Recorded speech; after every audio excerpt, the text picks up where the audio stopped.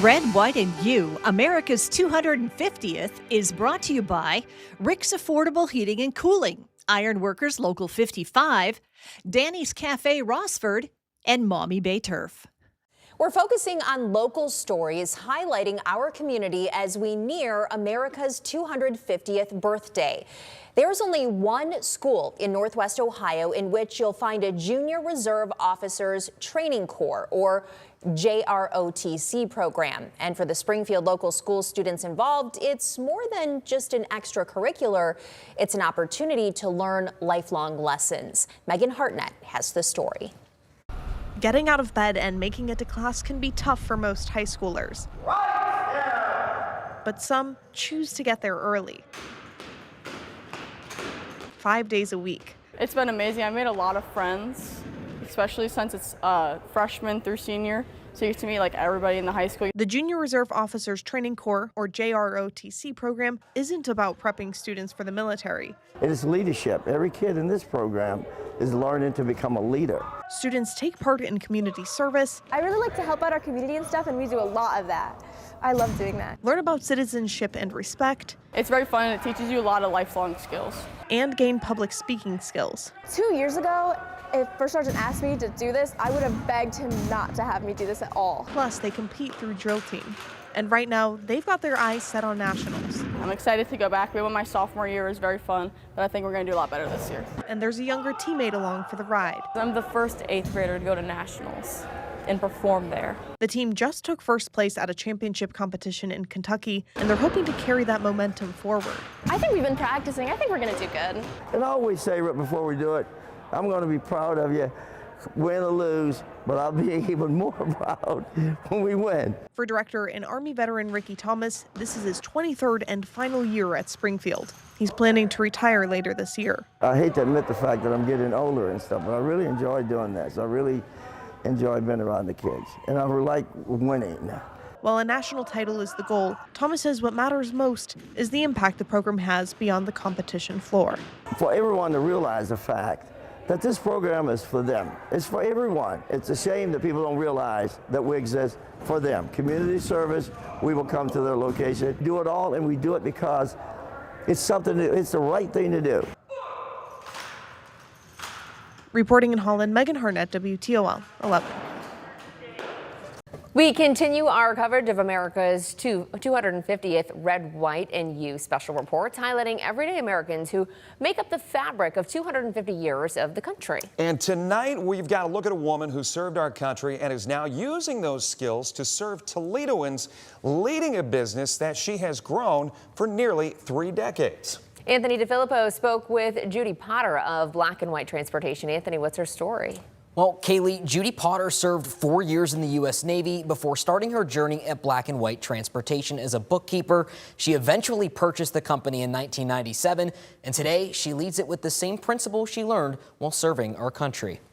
Discipline, leadership, and being a team player. Those are the values Judy Potter picked up when she served 4 years in the U.S. Navy.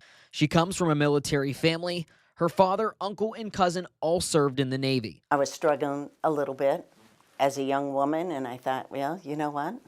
I'll try it. And so I went in and talked to the Navy recruiter, and within 6 months, I was in the Navy. Potter served at Point Loma Naval Submarine Base in San Diego, working with weapons. When her time in the military came to an end, she decided to try her hand in the business world. She started at Black and White as a bookkeeper, worked her way up to general manager, and then 29 years ago got an opportunity that would change everything. They offered Black and White to one of their sons. He chose not to take it. They asked if I wanted to buy it. I talked to my husband, Scott, and we decided to do it. And so we bought it. At the time, the company had 40 vehicles and 6 employees. Today, Black and White Transportation has more than 200 vehicles and about 100 employees serving communities across Northwest Ohio. Toledo has a strong military presence, and Potter says she's proud to be a part of a community where veterans continue serving even after their time in uniform. She says her business still operates on the values she learned in the Navy. God, country, family, respect, integrity, and kindness. Those is what I live by. And so, and I'm very proud that I served in the military, and I'm excited that 250 years, this nation is still intact, even though we have a lot of controversy right now. I think we'll make it through it. Potter brings up the city slogan, "You will do better in Toledo," and says Black and White Transportations loves helping out other veterans when they can. If you want to watch my full interview with Judy Potter, it's live right now on our WTOL 11 YouTube channel. For now, reporting in studio, Anthony DeFilippo, WTOL 11.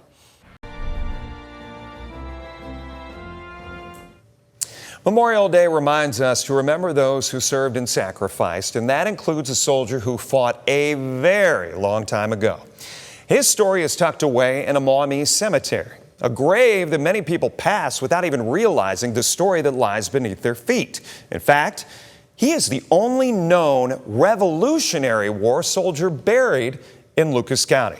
Steve Iwanek, he joins us now in studio with more about the man who fought for America before Northwest Ohio even existed. Fascinating story, Jeff. As a teenager, Joshua Sinclair played a part in some of the American Revolution's most impactful battles as a musician in New Hampshire.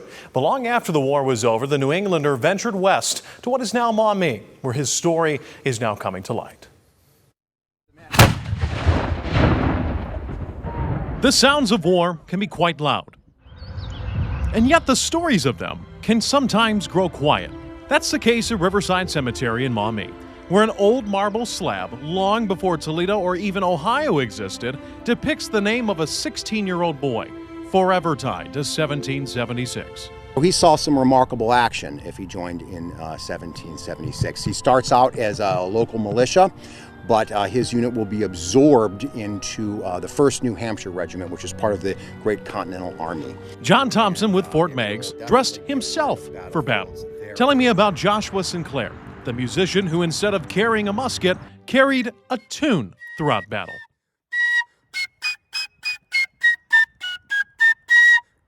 The fife, very high, very shrill, can be heard from a great distance. It's the perfect instrument for communication. Saratoga, Valley Forge, Monmouth, the battle's history remembers. After the war, Sinclair, late in his life, starts a new chapter. He had 10 kids to take care of with a wife, and it's only after his wife dies and he's a lonely man that he's going to seek out one of his sons. The soldier turned carpenter travels west to the land later to be Maumee, where he dies at age 87 in January of 1846. Beautiful American story, but also a very typical American story. Today, Sinclair is the only known Revolutionary War soldier buried in Lucas County. Very cool thing, and I think it sparks a lot of pride in the community to know that we have that here. What Maumee Mayor Chelsea Zisk calls a hidden gem, a teenager who helped author America's foundation, and a man whose memory now rests in Maumee. Now, since Thompson's New Hampshire militia was absorbed into the Continental Army, historians I spoke to say it means he fought in battle under General George Washington. Fascinating. And Mayor Zisk told me as Maumee prepares to mark America's 250th birthday, city leaders are hoping to learn even more about the man whose journey ended there. In studio, Steve Iwanek, WTOL 11. We continue our America's 250th Red, White, and You special reports highlighting the everyday Americans who helped to shape our country. And tonight, we take you inside a Northwest Ohio museum where classic cars help to preserve the history and spirit of America. Anthony DeFilippo, he spoke with one of the owners of the Millbury Classic Cars and Trucks Museum. So what is their story? Well, Jeff, Tammy and Mike Bartlett spent years collecting classic cars, but 2 years ago, they turned that passion into something much bigger. Now their museum holds one of the largest car and truck collections in Ohio, and through every vehicle, they're helping tell the story of America. In the village of Millbury, where the population is just 1,200 people, There lies a structure with a population of over 100. We got started collecting cars years and years ago. The Millbury Classic Cars and Trucks Museum opened in May of 2024 after Tammy and her husband Mike decided to turn their lifelong hobby into a business. We bought more cars, and that eventually added on to 3 different times we added to this building. Some of these vehicles tell part of America's story, like pop culture icons Lightning McQueen from Cars and the DeLorean from Back to the Future, bringing memories to the minds of people who visit. The community has just put their arms around us and just helped us through everything. This wasn't anything that we really ever planned to have a museum.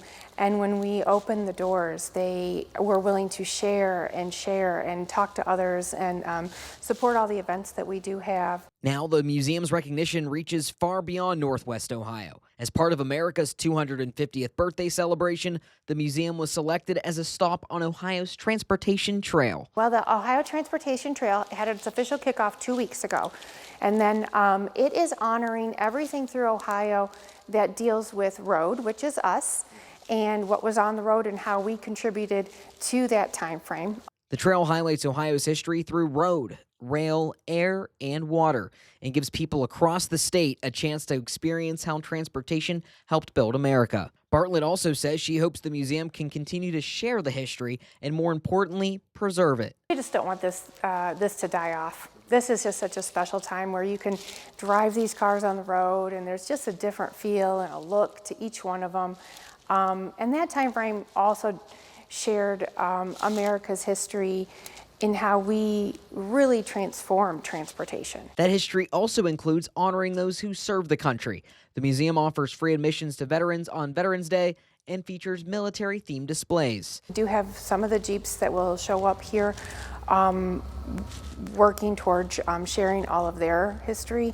We're going to add some more Jeeps in, be able to share about the local plant and how that tied into the military that was actually when they were used. A local businessman created the American dream while showing appreciation for the sacrifice of veterans. Tim Miller has more in this America 250 Red, White, and You report. If you drive into downtown Rossford, you can't miss it. This American flag mural by Dean Davis on Danny's Cafe. We just treat our active and past veterans and, like gold because they deserve that treatment. Brad Morrison owns Danny's. It just landed on that patriotic theme. Do people come in and talk about it? They do. A lot of people taking pictures of it. You see a lot of tags on social. Morrison didn't want the patriotic tributes to stop outside. Dean Davis painted this at one of the most popular tables. There's a Pledge of Allegiance flag and this very moving one. We had a nice space on the wall back here and we wanted to, commemorate veterans that have actually made the ultimate sacrifice. And this is Veterans Memorial Park down in Rossford by the marina. He's kind of commemorating those, his lost fellow soldiers. Morrison had these T-shirts made for his staff to wear for America's 250th year. And with business booming at Danny's, he says he's living the American dream. I am surrounded by the most incredible people in the world. I tell people all that people give me kudos all the time, and it's embarrassing because it's not me. Brad Morrison is busy enough at Danny's Cafe that he could fill most of his days there. But he's also the owner and operator of Mommy Bay Turf here in Oregon.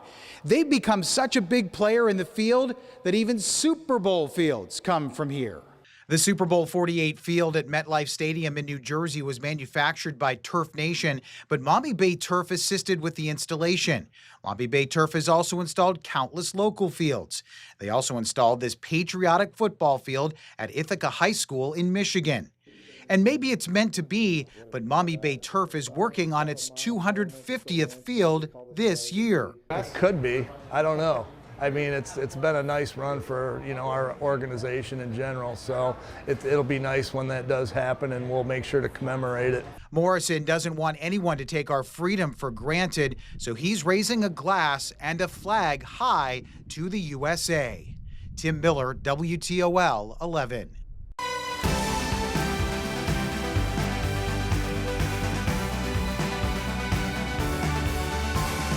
Red, White, and You, America's 250th, is brought to you by Rick's Affordable Heating and Cooling, Ironworkers Local 55, Danny's Cafe Rossford, and Maumee Bay Turf. 12 historical venues across Northwest Ohio are coming together to celebrate America's 250th anniversary with a new interactive experience. Jack Crum has more on this Time Traveler's Passport.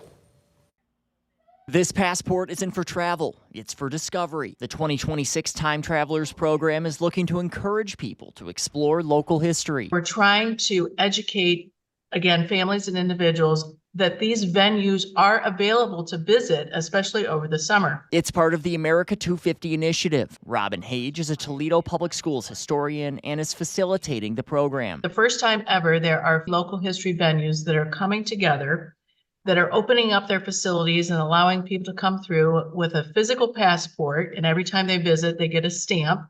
And if they make it to 8 of the 12 venues, they get a commemorative America 250 coin. Some of the sites are familiar ones. In Lucas County, the National Museum of the Great Lakes. Being a part of the Time Traveler's Passport helps us also, as an organization, shine a light on some of our more local stories as well. And some of these organizations that are doing really great work might be totally volunteer run. And so this gives them, a really defined way for people to come and find them and visit. And just down I-75, the Wood County Museum. We're really happy to try to expand our visitor footprint and get people who might have lived in the area for their whole lives, but might have never known we were here. And we're excited to welcome those people to our site. And a chance for you to discover history in your own backyard. You always travel to different places and you're visiting museums, but what about the ones that are local and right here? So with this Time Traveler's Passport initiative, we've partnered with many other local museum organizations and really just trying to get people to come out to see the local museums that are right here in the Metro Toledo area. The program is being sponsored by Toledo Public Schools and Holy Toledo History. It begins on July 1st and runs through the 15th. Reporting in Toledo, I'm Jack Crum, WTOL 11. If you've gone past the Veterans Glass City Skyway lately, then you've probably spotted 2 large soldiers painted on 2 pillars. Yeah, artist Dean Davis, he has completed the 2 murals as well as an abandoned service tank, which has a special meaning. Photojournalist Joe Cromer, he shares the story. I felt like, putting veterans on these piers was something that I was kind of called to do. It was a project that I've spent 2 years on. That I've worked on myself. It's all been grassroots, but now that we're off the ground and running and everything's kind of coming to surface with it all, I feel like we get so much more respect in the conversation. I think they look good. That's a big draw. This first pier that represents World War II, the image that I'm working on right now, it gave me the ability to do some amazing research. Just because I'm in the service doesn't mean I know everything about the service. Whether you're from Toledo, Chicago, Cleveland, anywhere in this region, this project really speaks to you. And I hope that it speaks to all veterans throughout the entire world. We are right now just finally telling the story of these individuals. Women have always played an amazing part. They're always in the shadows, and this is a true opportunity for them to come out of the shadows. And this was one of the first African American women units that made it in World War II. So what better way to kind of like showcase them on this pier? What's got me shocked is the quality of it. I mean, the features of the face, the hands, it literally looks like a real human standing there, So it's nice. It's really nice. This is an out-of-service tanker that's going to represent all the trades that built Toledo, along with the 5 that lost their lives building the Glass City Veterans Bridge. So what better place to put it than right next to the bridge? And there's not going to be any kind of like wiggle room. It's going to be very clearly seen what it's supposed to symbolize. It's going to be seen primarily by the waterfront. You're going to see a lot of it there. But there's this beautiful walk trail that's underneath the Glass City Veterans Bridge. I really hope people start to access this thing more. Definitely what we need. We need a lot of stuff that's going to draw attention. It definitely makes people look. Big murals like this will set off the attraction. I'm really hopeful that both these murals kind of bring people in some of these areas that aren't restricted by ODOT and metro parks. My energy has always been, let's finish some of the stories that started with Lucas County in Toledo and add to them. This whole thing has been carved out for a long, long time. You know, we're not the first people here. I mean, they had a shipyard that lived right next to us. You know, that was some major repairs on a lot of the major vessels. If we go back, you know, 75, 100 years, we're probably standing on an area that was occupied by the refinery company. And then if we go back another 50 years, this was all Native American, indigenous people territory. For the next generation that's going to be looking in 20 or 30 years, they want to know what's happening right now in Toledo in 26.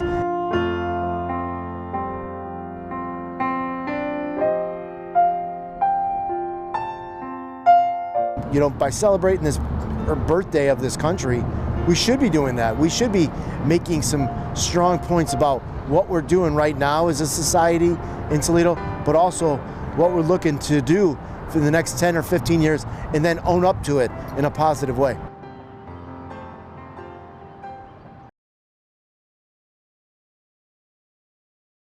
Welcome back. Have you been showing your American pride as we get closer to the 4th and the country's 250th birthday? The biggest display of patriotism right now could be coming from one of our smallest towns. Tim Miller has the story tonight from Green Springs. God bless America. Fireworks to remember 1776 and 2026. Even a tribute to POWs and those missing in action. All on display in front of this home on Ken Lee Drive in Green Springs, one of 11 homes that registered for an America 250 decorating contest.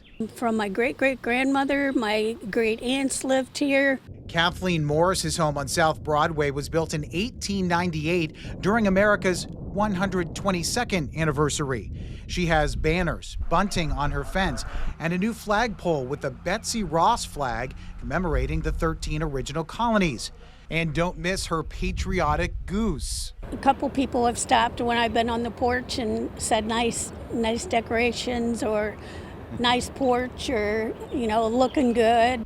On South Kansas Street, we found this beautifully decorated home. They were adding more USA-themed flowers to the mix. The 4 judges will have some tough decisions to make. Deb Larson on Adams Street hopes they pick hers. I'll make it a little bit more special, but I love to decorate every holiday, but this one I think is more special. And we spotted these 3 stars right in the middle. I bought them from a guy that made them, and then my son painted them for me, and then my grandson, he's the one that put them that way. You might be wondering if anything is at stake in this contest. Well, it is. First place will get you $250 cash. Second and third places will get you a basket with local products from Sandusky and Seneca counties, since Green Springs is in 2 counties. The winners will be announced at the Green Springs July 3rd fireworks event. What do you hope to do with the prize money if you get that $250? I don't know, I'll do something special. I don't know. Probably save it for my trip to Disney. The contest continues until July 1st, and other homeowners who want to catch a good breeze on their flags can still register at the post office or library. In Green Springs, Tim Miller, WTOL 11. It's been really nice to see, I think, more patriotism this year as we approach not only 4th of July, but America's 250th birthday. Did you see the message in-house? And it's also gone viral, but the guy who was a World Cup fan, FIFA World Cup fan, I should say, who drove through Elmore, Ohio and saw all the flags up. Oh, I didn't. Yeah. I want to see that. We've been sharing these stories celebrating America's 250th birthday for months, and tonight we're taking you inside a company that's local and marking a milestone of its own. Yeah, Labe Electric Technology is celebrating 100 years in business, a century of innovation, growth, and service here in Northwest Ohio. Here's Dominique O'Neill. For a century, Labe Electric Technology has powered projects across Northwest Ohio and beyond. Now the family-owned company is celebrating 100 years of business, community participation, and customer relationships. What makes it really special to Labe Electric is it's the people that we work with, it's the customer base that we've had, and it's the longevity of the customers. Labe Electric Technology was founded in 1926 in Toledo. The company has grown from a local contractor into a national operation, serving commercial, healthcare, industrial, and educational clients. To make it 100 years in Toledo, Ohio, It's been such a great accomplishment of the team, past and present. We're very fortunate to still have it in the family business. And that success has earned recognition from leaders at the Ohio State House, where Label Electric Technologies was recently honored for its century of service. 100 years is a huge accomplishment. I mean, something that so few businesses are ever able to achieve. It's really wonderful to be here to celebrate this momentous milestone with them. State leaders say the company's longevity reflects its commitment to innovation. This is a company that for 100 years has continued to make a generational investment in all of our communities.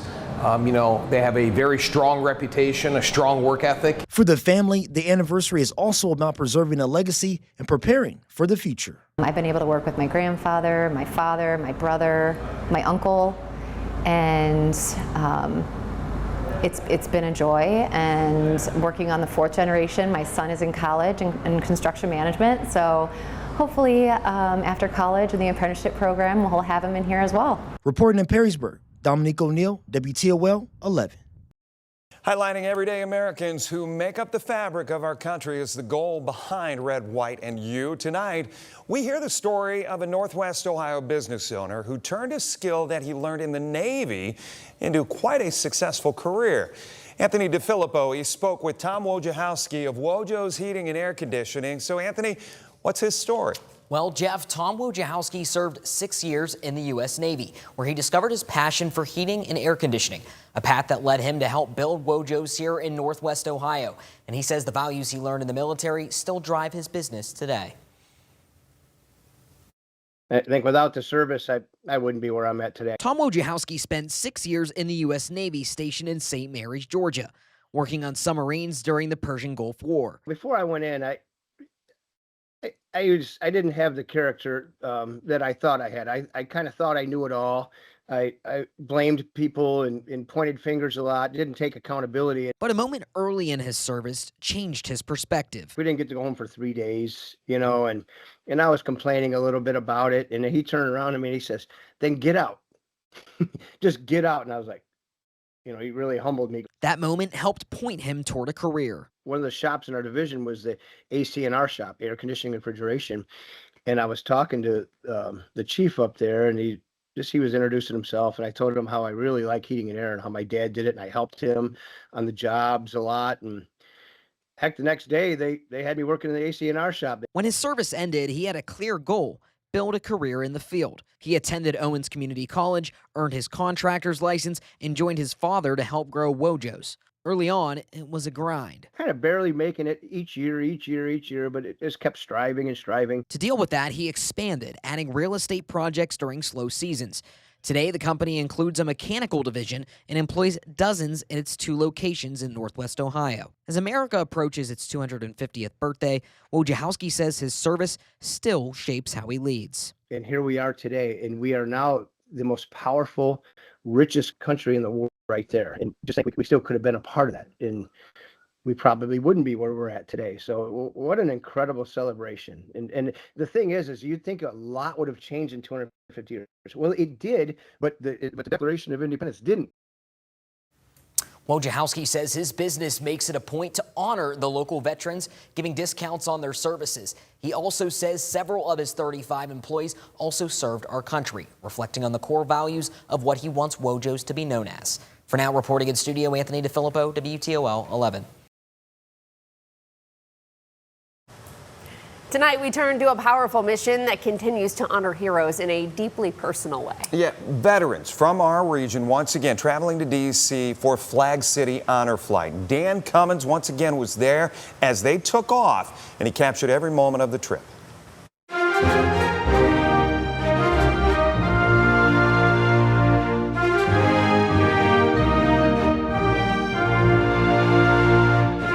Amazing. I cry every time I talk about it. Today's the day.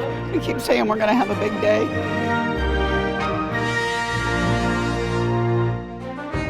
Overwhelming. It really is, isn't it? Yeah. Thank you all. Thank you. Thank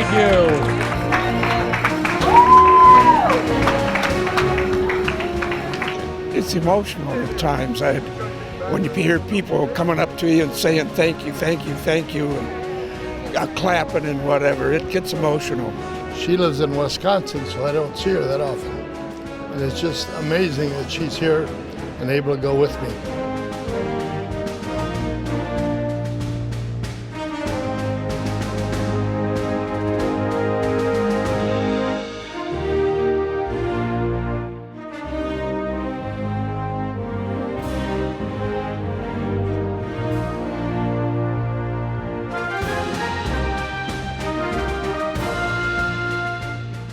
I'm looking forward to the changing of the guard.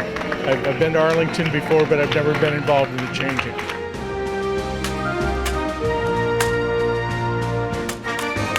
General Sherman and Major Jones. Your names are General and Major. I bet you guys have gone through a lifetime of people giving you harassment. Yes.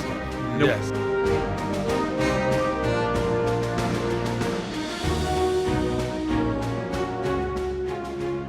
Yeah, there's quite a few from Wasion that's on there. You made it home. Yes. Well done. Okay, that's down that way, 18, mine 17.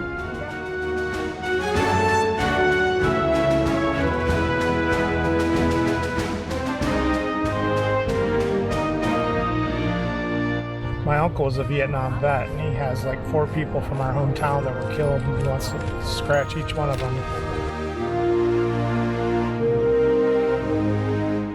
All these men and women for a senseless war. To shame.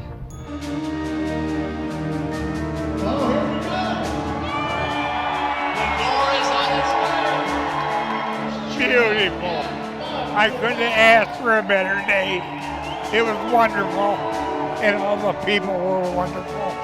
There is no comparison. No way compare that to this tonight. You know, it's starting to cheer up a little bit, but it means a lot to us for people to do this for us. One, I'm looking forward to all the memories we'll have together. Just dedicating the day to him and his service and everyone that's here.